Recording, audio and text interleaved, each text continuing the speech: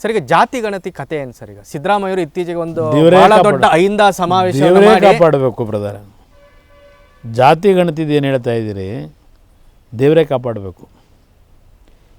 ಯಾವ ರೀತಿಯಲ್ಲಿ ಅವ್ರು ಹೇಳ್ತಾರೆ 168 ಕೋಟಿ ದುಡ್ಡು ಕೊಟ್ಟು ನಾನೇ ಜಾತಿ ಗಣತಿ ಮಾಡಲಿಕ್ಕೆ ಆದೇಶ ಕೊಟ್ಟೆ ಅಂತಾರೆ. ಇಲ್ಲಿ ಪ್ರಶ್ನೆ ನನಗೆ ಹೇಳ್ತಾರಲ್ಲ, ನೆನ್ನೆ ಎಲ್ಲ ಒಂದು ಕಡೆ ಭಾಷಣ ಮಾಡಿದ್ದಾರೆ, ನನ್ನ ಕಾಲದಲ್ಲಿ ಸಂಪೂರ್ಣ ಆಗಿರಲಿಲ್ಲ, ಕುಮಾರಸ್ವಾಮಿ ಕಾಲದಲ್ಲಿ ಸಂಪೂರ್ಣ ಆಗಿತ್ತು, ಕುಮಾರಸ್ವಾಮಿ ರಿಸೀವ್ ಮಾಡಲಿಲ್ಲ ಅಂತ. ನನ್ನನ್ನು ಭೇಟಿ ಮಾಡಿದ್ರಾ? ಇಲ್ಲ ನಾನು ಮುಂದೆ ಬಂದು ವರದಿ ಇಟ್ಕೊಂಬಂದು ಆ ಮೆಂಬರ್ಸ್ ಇದ್ರಲ್ಲ ಅವ್ರ ಜೊತೇಲಿ ಬಂದ್ರಾ? ಇಲ್ಲ ವರದಿಗೆ ಏನಾದರೂ ಮೆಂಬರ್ ಸೆಕ್ರೆಟ್ರಿ ಅಂತ ಏನು ಸರ್ಕಾರದಿಂದ ನೇಮಕ ಮಾಡಿದ್ದಾರೆ, ಆ ವರದಿಗೆ ಮೆಂಬರ್ ಸೆಕ್ರೆಟ್ರಿ ರುಜು ಹಾಕಬೇಕಲ್ಲ.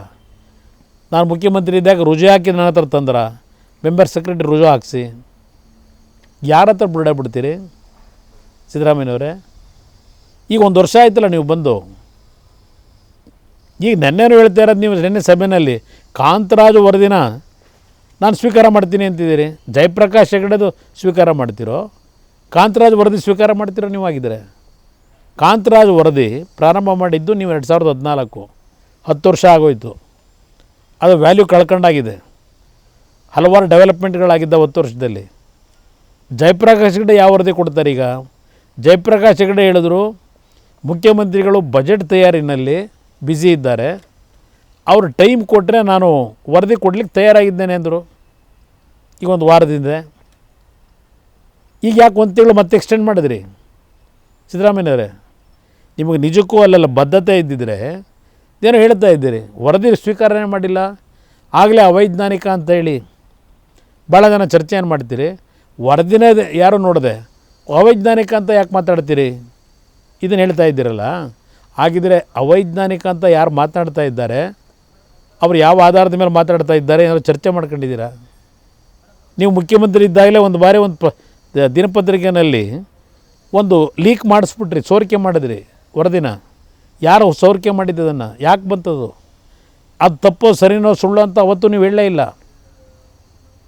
ಅಲ್ಲಿಂದಲೇ ಶುರುವಾಯ್ತಲ್ವ ಘರ್ಷಣೆ ಇದು, ಆ ಸೋರಿಕೆ ಆದಾಗಲಿಂದಲೇ. ಕೆಲವರು ಹೇಳ್ತಾರೆ ನೀವೇ ಕೂತು ಬರ್ಸಿದ್ದೀರಿ ಅಂತಾರೆ.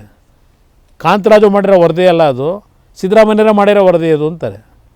ಅಲ್ಲ, ಸಿದ್ದರಾಮಯ್ಯನವ್ರ ವರ್ಷನ್ ಏನಂದರೆ ಕಾಂತರಾಜು ವರದಿ ಈ ಸಾಮಾಜಿಕ ಶೈಕ್ಷಣಿಕ ಅದರಲ್ಲೇನು ಜಾತಿ ಗಣತಿ ಇದೆ, ಅಯ್ಯೋ ಇದನ್ನು ವರದಿನೇ ನನ್ನ ಕೈಗೆ ಸೇರಿಲ್ಲ, ವರದಿ ಅದು ಸರಿ ಇಲ್ಲ ಅಂತ ಯಾಕೆ ಈಗಲೇ ಜಡ್ಜ್ಮೆಂಟ್ ಕೊಡ್ತೀನಿ ಅಂತ ಕೇಳ್ತಾ ಇದ್ದಾರೆ ಅವರು. ಅದನ್ನೇ ಹೇಳಿದೆ, ವರದಿ ತಗೊಂಡು ಸಿದ್ದರಾಮಣ್ಣವರೇ ತಕ್ಷಣ ಇಡಿ, ಸಮಯ ಯಾಕೆ ವ್ಯರ್ಥ ಮಾಡ್ತೀರಿ? ಜಯಪ್ರಕಾಶ್ ಹೆಗಡೆ ಹೋದ ವಾರಲ್ಲೇ ಕೊಡ್ತೀನಿ ಅಂತ ರೆಡಿ ಇದ್ರಲ್ಲ, ಯಾಕೆ ತಗೊಳ್ಳಿಲ್ಲ? ಯಾರು ತಗೋಬೇಡ ಅಂತ ಹೇಳಿದವರು ನಿಮಗೆ? 1 ವರ್ಷ ಆಗೋಯ್ತಲ್ಲ. ಈಗ ಇದರಲ್ಲೇ ಇರೋದು ಮೂಲ. ನಿಮಗೆ ಆ ವರದಿ ಜೀವಂತ ಇರಬೇಕು. ನಿಮಗೆ ಆ ವಿಷಯ ಹೇಳ್ಕೊಂಡೆ ನಿಮ್ಮ ರಾಜಕೀಯದ ಶಕ್ತಿ ಬೆಳೆಸ್ಕೋಬೇಕಾಗಿದೆ. ಅದಕ್ಕೆ ಇದು ಹೇಳ್ಕೊಂಡು ಹೊರಟಿದ್ದೀರಿ. ನ್ಯೂಸ್ ಫಸ್ಟ್, ನಿರ್ಭೀತಿಯಿಂದ ನಿಮ್ಮ ಪರವಾಗಿ.